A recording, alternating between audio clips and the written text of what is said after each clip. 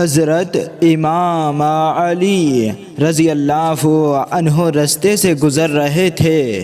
دیکھا ایک شخص اپنی عورت کو اپنے اوپر بوجھ سمجھ رہا تھا اور حقارت کی نگاہ سے دیکھ رہا تھا۔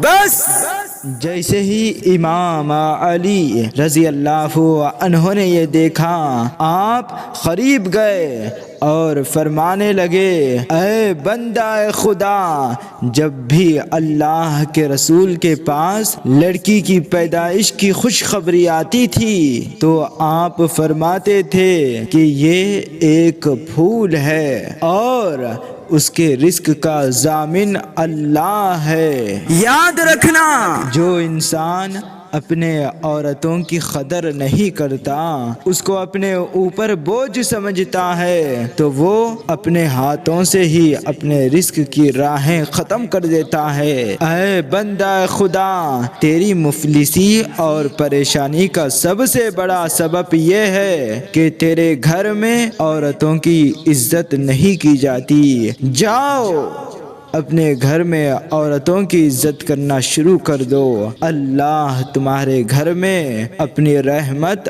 اور دولت کے دروازے کھول دے گا۔